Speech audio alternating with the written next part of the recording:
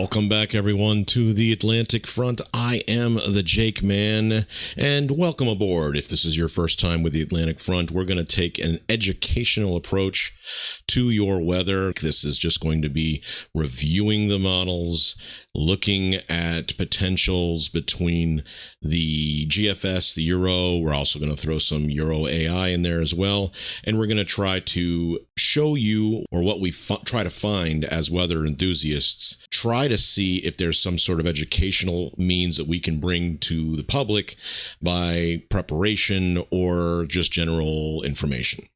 So we have now had the official formation of Tropical Storm Erin, and she is right here. So on the right above picture box of me there. So the Tropical Storm Erin is right around 40 miles an hour, sustained with gusts around 60. So that is your typical tropical storm grade MDR right off of the Western African coast. We call that the main development region, and she has formed right there. So what does all of that mean? Well, there is a lot to be said about what this means and which direction we're going to be going with this video today. So we're going to spend a lot of time on trying to talk about water vapors, steering currents, highs and lows, and trying to see if there's any anomalies or even something that's going to show some sort of directional indicators. So this is, of course, the GOES 19, and what you're seeing here is plumes of water. That's the reds and greens and yellows. Those are the colors that are going to represent different types of storms. Obviously, if you see some larger storms, you're going to see things in this area here. That is a development area that is being watched by the National Hurricane Center. So that is one. This is also another one. And these have been some regions that have been putting anywhere between 20 and 40% development ability throughout the last, I'd say, 10 days.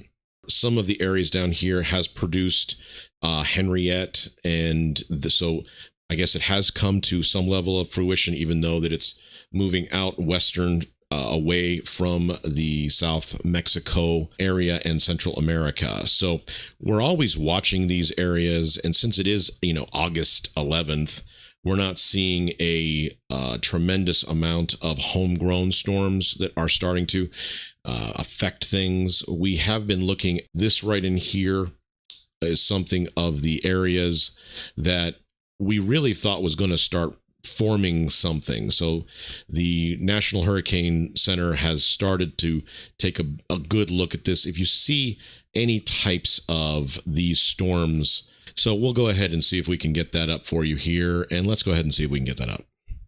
So when you see an MDR as active as this is currently, you are going to see a pretty good amount of storms start to occur in these areas.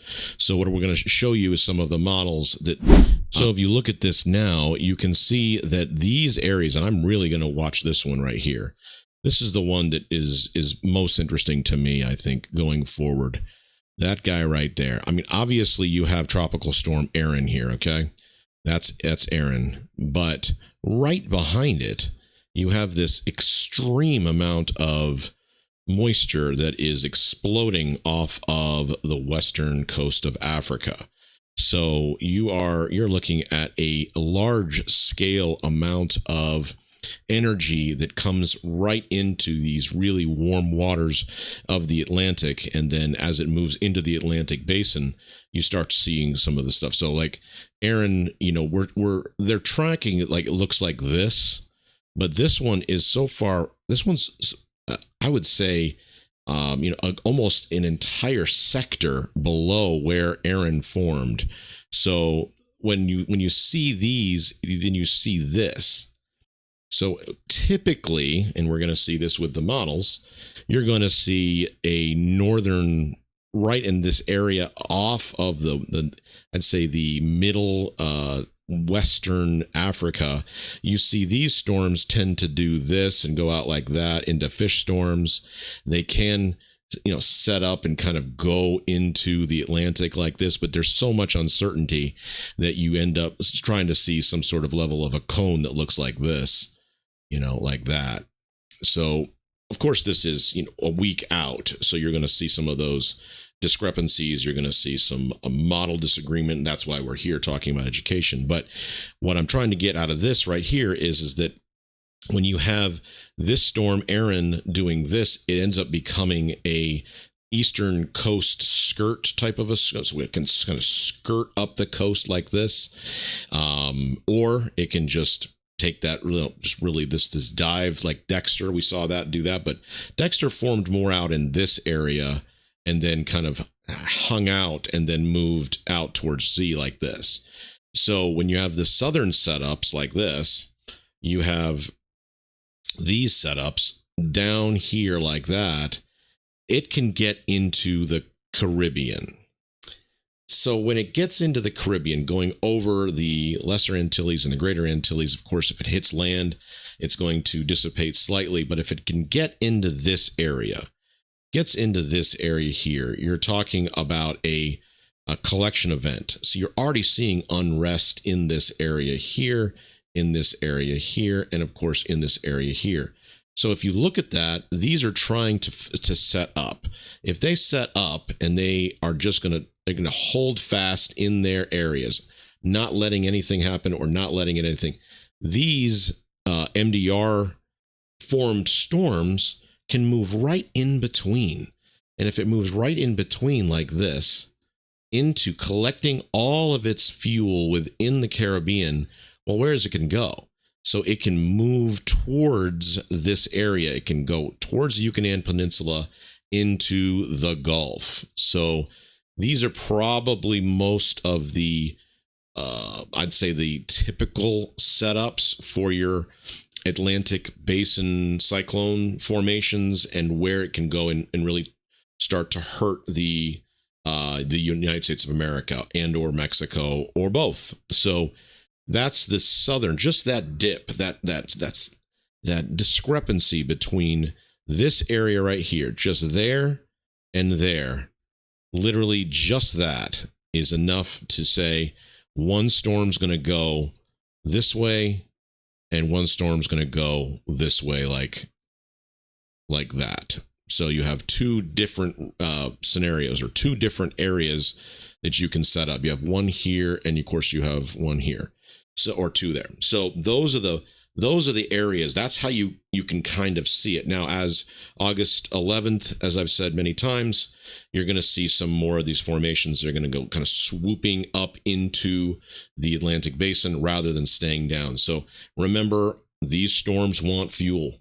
So the fuel that they can receive, or they can try to collect, or they can, come together with other energy bodies, or it can just stay alone, get huge, and suck up everything into its own vortex, and then just kind of collect the entire region. And then once that happens, and you see those from about now all the way through to early October, you see these storms tend to set up like that. So that's what we're looking at. That's how it's supposed to set up.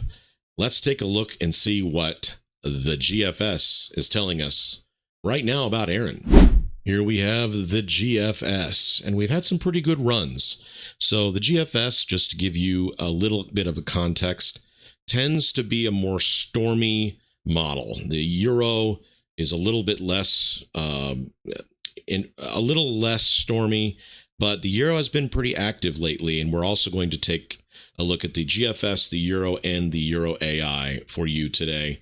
And as the title, the title of the thumbnail said, one of these storms goes rogue. So one of these storms will show a different type of a pattern. So that's what we're here today for. So the GFS. So we have right around Wednesday, August 13th. So even though today we've already formed Erin formed right around here, just off that MDR, and we showed that to you. So when you had that formation, then you started to see some sort of indicators that it was going to start to move. So what does it tend to look like? So Wednesday, August 13th, just a few days ago, just a few days away, you have a good category, I'd say 2 into a 3.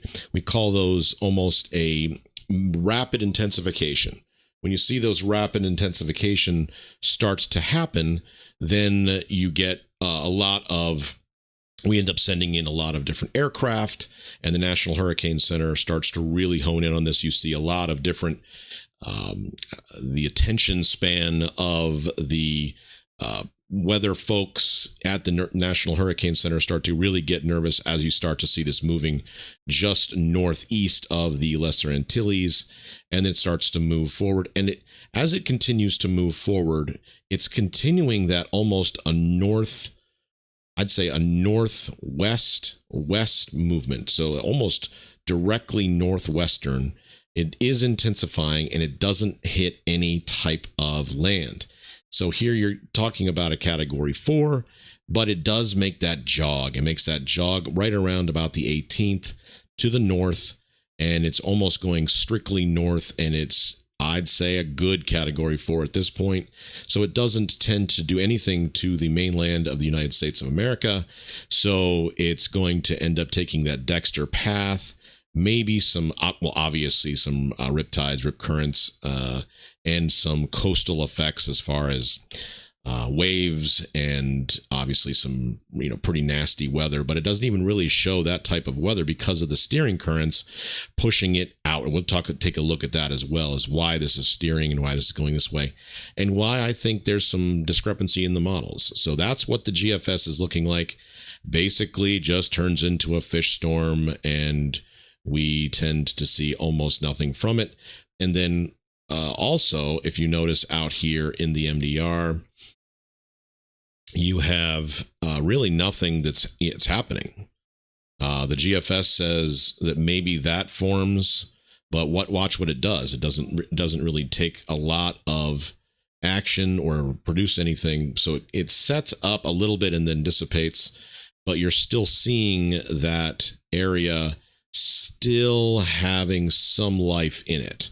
That's another area that we'll talk about. Obviously, this is August 24th, and it still has a little bit of life here, but it starts to get stretched out, and you see a lot of that sweeping, almost a tri or a triple high temperature that really keeps everything off of the United States. That's what the GFS believes.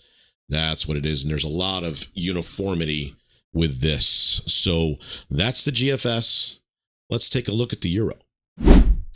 Here we are, Monday, August 11th with the Euro, and it is the Euro, obviously, since we already have it today, it's already formed, so you can see that the Tropical Storm Erin has formed and is moving forward. So August 14th still doesn't have a lot of a push, doesn't look like it's really got that much steam, so the Euro doesn't really like the formation. It's almost a late formation. By this point, the GFS had already said that about a category 2. This is around a category. It does catch up here a little bit, takes a northwesterly track and then a westerly track. So the Euro tends to, on August 16th, say it takes a little bit of a west. Then it starts to go straight north as a category 3, strong category 3 sitting out there, more Bermuda area. So obviously you have to watch out for that. A pretty large scale storm, but it does say that it does go into a category 4 that starts to really swallow up almost all of the precipitation, pretty much I'd say, east of the Mississippi, except for some of the Michigan area. And then it moves forward. It does get a little closer to the East Coast than the GFS did, but ultimately it does say that it does perhaps start to affect or show some of the precipitation effects into Newfoundland, but nothing really to show that is going to be any kind of land event. So another model Euro saying that it's going to basically just take a Dexter type of a run out towards August 23rd, And then it even has some things kind of showing up here, more fish storms off. So now the Euro did say that it was trying to, or I should say that it was trying to say there is more in that later August pattern. So again, a northerly creation here. So this is way too far north. But this one down here is an interesting one because, again, it's setting up so far south. So that's what the Euro said about Erin. Let's see if the Euro AI agreed with everything and which one of these went rogue. So here's the Euro AI. And we are moving. That is the formation down there right at the bottom of your screen at a 10:09.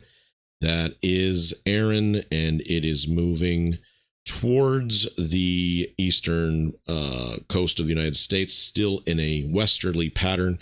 This one stays a lot further south as this model, and it starts to form. Now notice it did not set up as quickly as the GFS had around here, that it was around a category 1, category 2 hurricane. The Euro pretty much set it up here as, about around there, that it was setting up as a hurricane, and then the Euro AI doesn't have it really starting to get organized, to the point of being a category 1 or category 2 hurricane, almost until it is literally between the Lesser and the Greater Antilles.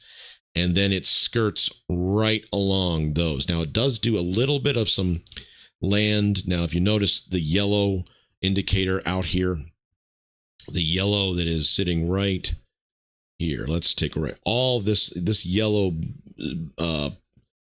plume right there of heavy storms, the right side or the eastern side of the storm is always going to be the dangerous, or what they call the dirty side of the storm. That's the one. So if the dirty side of the storm stays away from the islands, you see less impacts. Now, obviously, you're going to see a lot of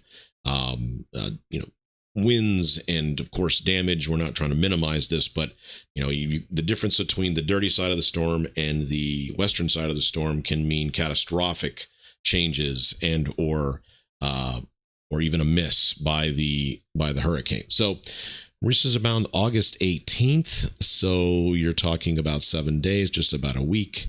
So then as it moves forward, it takes that northwestern, it's still going northwest, and then makes that north movement towards, and then starts. But look how much closer it got and what it did to the eastern or the Atlantic front of the eastern seaboard.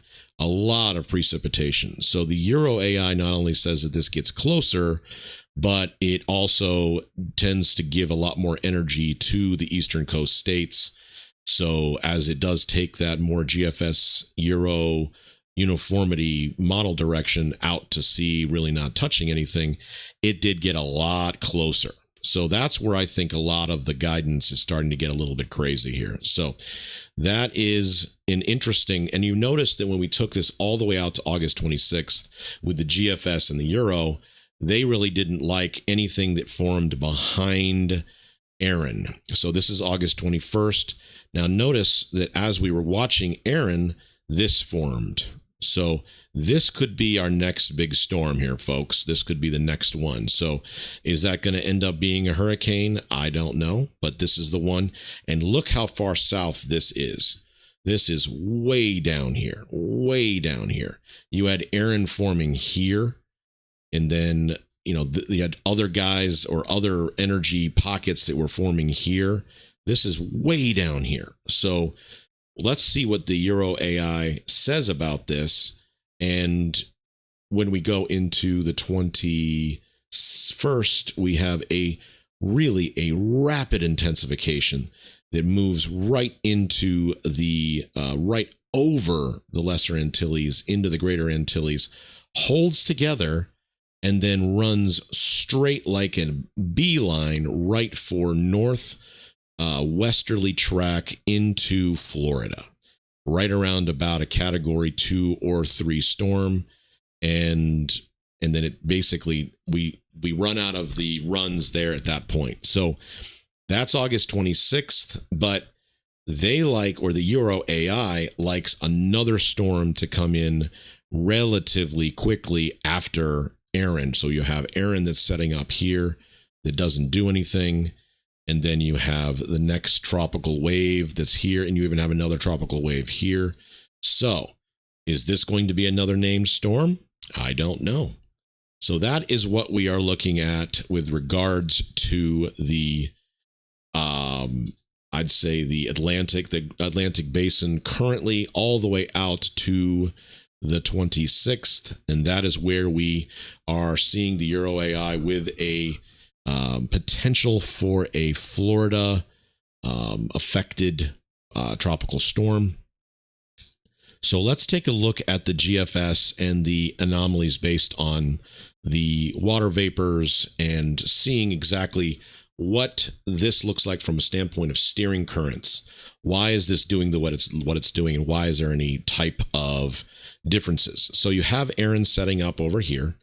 So Erin is right there. And again, everyone thought that Erin was going to set up, whether it was here, depending on whatever it was in that zone. So when that ended up becoming we had the formation, we just ended up starting watching it. So you have a large amount of precipitation August 13th and or water areas or a cooler area that sets up over most of the United States. And that has been a pretty common theme that August has been, I could almost say, even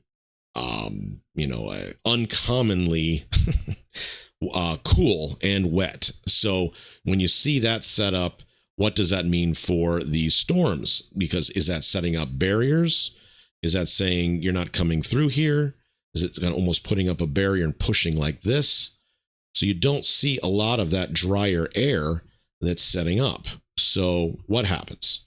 Let's take a look. So you see this Erin move forward. And once the Erin moves forward, you then see a setup here where it's a drier type of environment, very dry.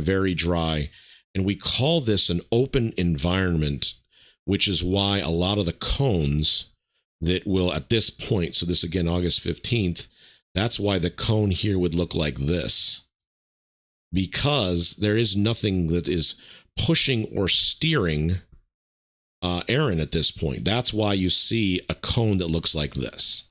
So if the cone is looking like that, what does any kind of steering event that's going to allow us or lead us to believe that this is going to do this or even that? What's the steering event that's going to make that happen? So let's take a look. So let's go ahead and do that. Here we go. So as it moves forward, look at that. Look at that drier air start to move down. It starts to swoop down, and it sets up into this almost a drier pattern, which that's not going to be very or a drier air mass that's going to not really have a lot of feed. So it starts to push. And then as it sets up, then this huge guy shows up. So right around the 18th, you see that start to push down and almost squeeze through that moist air in that area. So then it pushes that, and this is going to try to stay away from that like you wouldn't believe. So that's our steering current. That's what sets up. So why do I think that is something that might not be the best indicator? Is you're taking a tremendous amount of, or you're putting a tremendous amount of thought process that is going to set up as dry as it is in that area that's going to come down into the East Coast. And it's going to have these steering currents or these steering winds that pushes this away like that. That's what we're trying to say that it's trying to do. I'm not saying that it's not going to do that. That's not what I'm saying at all, because I'm a big believer in this is going to end up being a fish storm. But this that open area, allowing that Erin to move, and then we're trusting that it's going to get pushed by these steering currents and buy these highs that come into, and it doesn't get really any help. Now you notice that at this point a lot of dry air sets up, so it's not in that pattern that's going to say allow it to even do a spin. We don't see a lot of spin stuff we don't see that very often anymore. Or I'm sorry, we see it often. We just don't see it in August particularly. But that is what is setting up here, folks, with Erin. That is your steering areas as far as what the GFS is saying. The Euro, of course, was in agreement, and that's what we're looking for. That's what we're seeing. That's what we're trying to pinpoint. Now we still have those 7 days, but those are what the models are saying right now. So not so much effect from Hurricane Erin or Tropical Storm Erin, which is going to end up being a hurricane. But the models today, August 11th, say they were setting up pretty well as this being just off the east coast of the United States of America. Good news. But we're going to keep on watching this, and we're going to keep on seeing if this is something that we need to monitor further. This is the Atlantic Front. I am the Jake Man, and I hope that you've enjoyed it. If you haven't already, please like and subscribe, because these videos do take a good amount of time and effort. And I want to keep doing this for you guys, but I just want to know that you guys are at least watching. So thank you so much for staying here all the way till the end, and we'll see you next time.